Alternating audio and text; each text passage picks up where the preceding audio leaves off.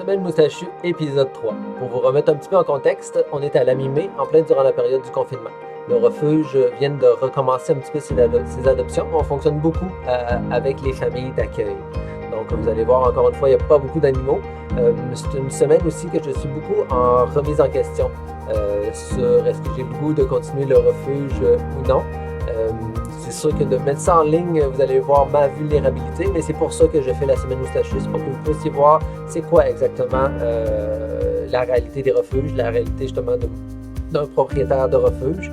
Donc, je vous souhaite une bonne écoute et on va voir quelques animaux, mais pas beaucoup. C'est surtout ma face que vous allez voir. Et ce matin, j'ai pas le goût de me replonger là-dedans. J'aurais le goût de me replonger, de retravailler avec les animaux, parler avec la clientèle et tout, mais sans avoir toujours en arrière-pensée de devoir essayer de trouver comment faire pour survivre. J'aimerais ça vivre au lieu de survivre. C'est pour ça que ce matin, je trouve ça un peu dur.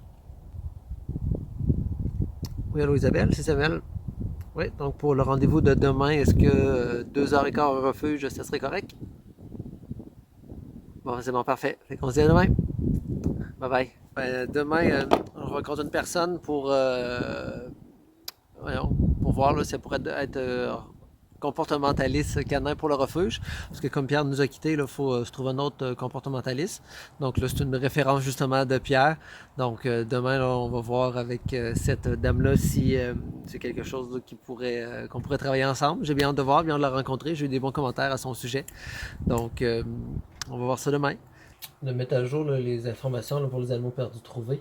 Parce qu'avant, c'est quelque chose qu'on était obligé de faire là, avec le contrat de la Ville de Québec, là, d'afficher les animaux qui étaient perdus, qui étaient retrouvés. Donc là, on continue ce service-là là, pour donner de la visibilité. Là, présentement, à cause de la crise, là, qu'on est en manque de personnel, là, je les mets juste sur Facebook, mais éventuellement, ils devraient être de retour là, sur notre site internet et sur Facebook pour aider là, le plus la population à retrouver leurs animaux. Mais je vous dirais que je suis quand même en réflexion par rapport à ça, parce que ça prend quand même du temps. Puis le temps, malheureusement, c'est quelque chose qui nous manque beaucoup avec le refuge. Mais c'est que d'un autre côté, si ça peut aider les personnes à retrouver leurs animaux, je suis là, oui, pour sauver les animaux.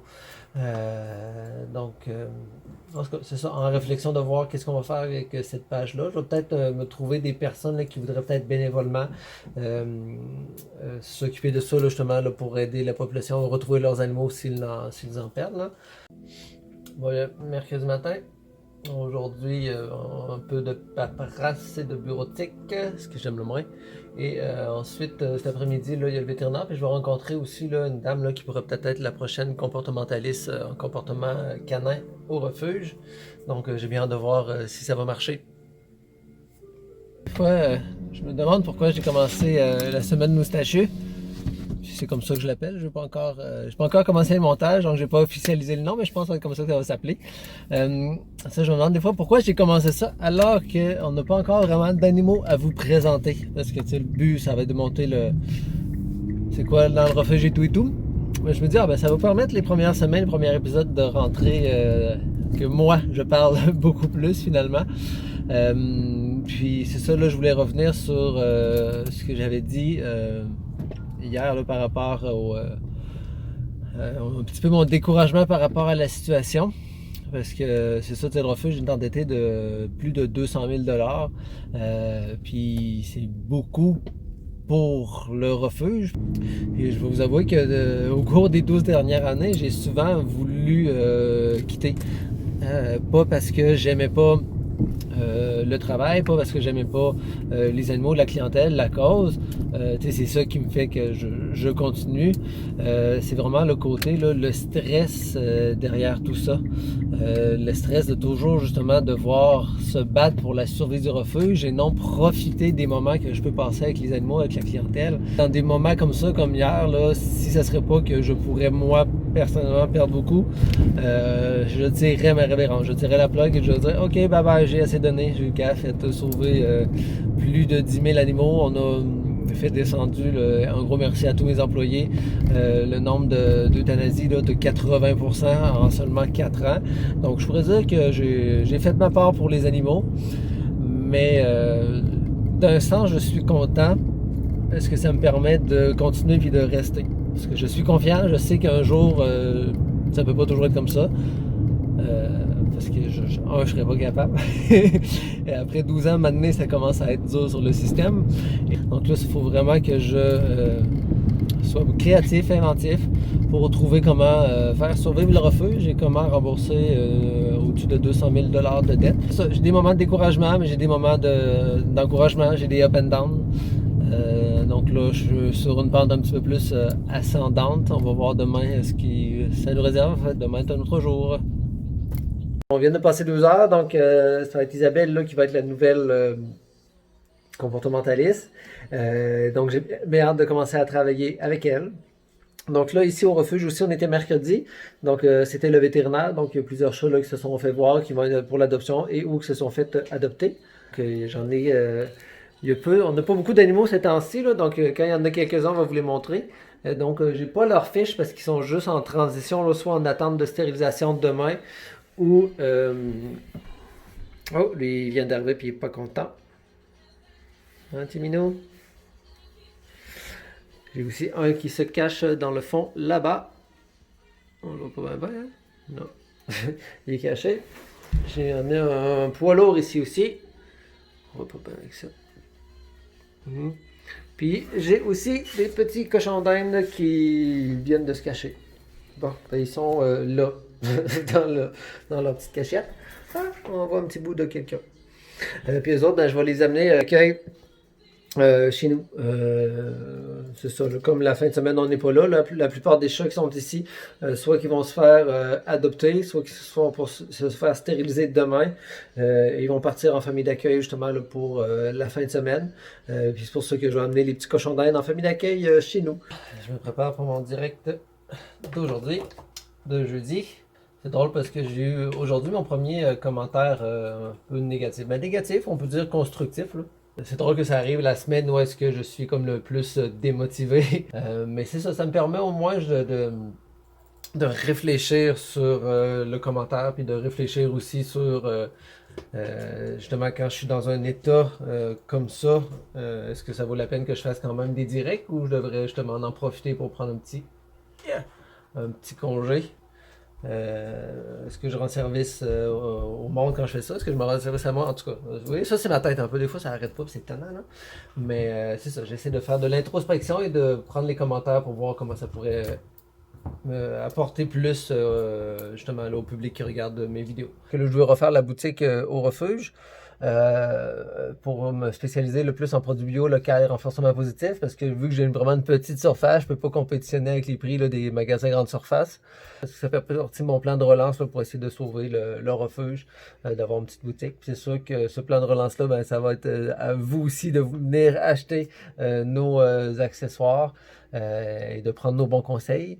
Puis je voulais juste vous montrer aussi quelque chose. Si je fais ça ici. Ça, c'est notre calendrier des adoptions. Parce que nous, là, on peut voir, là, on peut voir justement, là, tu sais, toutes nos adoptions. Donc, on voit que dans les derniers mois, vu que c'était fermé, il n'y avait aucune adoption. Donc là, vous voyez, on a recommencé un petit peu à faire des adoptions. Suivant.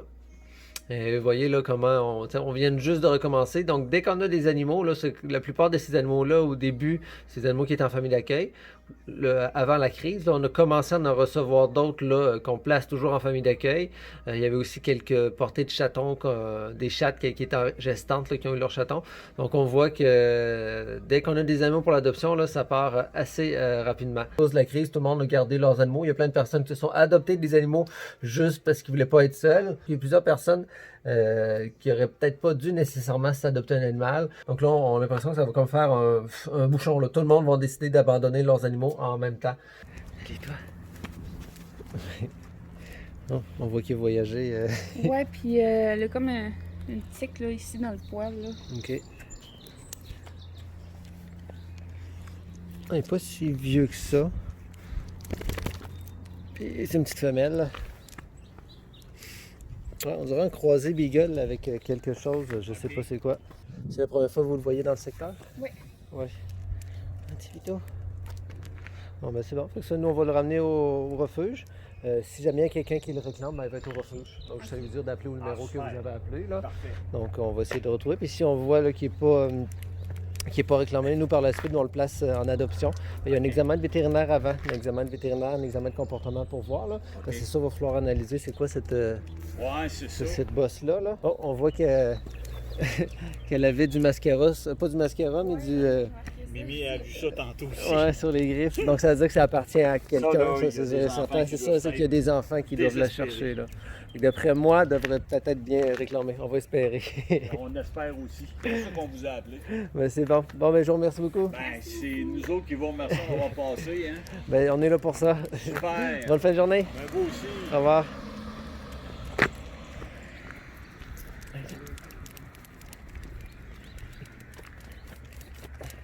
Quand je vois que c'est des chiens faciles, ben, je préfère prendre mon auto plutôt que la vanne décale. Comme le service est plus rapide pour les clients au lieu d'aller chercher la vanne et que je les attache comme ça. Ça les stresse moins aussi de ne pas être dans une cage à chiens, mais d'être dans un espace libre en arrière de l'auto. Bien attaché, bien entendu. Il est réclamé le chien? Ah ouais? Bon ben tant mieux. Bon ben heureux, t'es réclamé, Tipito. Es-tu contente, t'es réclamé? Ouais, t'es réclamé. Après appeler la dame, elle s'en vient le chercher. Puis nous, il faut toujours faire des dossiers, justement. Là. Un dossier dans notre programme qui s'appelle OGA. C'est comme ça qu'on peut justement là, avoir une bonne gestion là, des animaux perdus, trouvés et des adoptions et tout et tout. C'est un petit programme là, qui est sorti de ma tête. C'est pas moi qui l'ai construit parce que je suis pas un informaticien ou un programmeur, mais c'est ça, c'est un petit programme qui est sorti de ma tête que je suis quand même bien fier du résultat. Et on a aussi les coordonnées de son propriétaire. Comme ça, si jamais, on va espérer que non, mais si jamais l'animal se retrouve, puis on se rappelle, ah oui, je l'ai déjà vu lui, ben, on va pouvoir aller rechercher dans les archives. Mais c'est beaucoup mieux que les personnes gardent la licence de leurs animaux. Comme ça évite que l'animal se retrouve ici. Vérifier. C'est bien ça. Ça va faire du bien d'avoir les griffes un peu courtes parce qu'honnêtement, il était assez long. Tiens, un petit cadeau de la maison. Tiens, petit cadeau de la maison, c'est fait. Donc, vous voyez que quand on sait comment ça fonctionne, couper les griffes, ça se fait assez rapidement. Et quelqu'un ne sait pas comment, là, ça peut être un petit peu plus ardu. Donc là, au moins, le chien va arrêter de faire clic, clic, clic, clic un peu partout. Il va mieux se porter comme ça.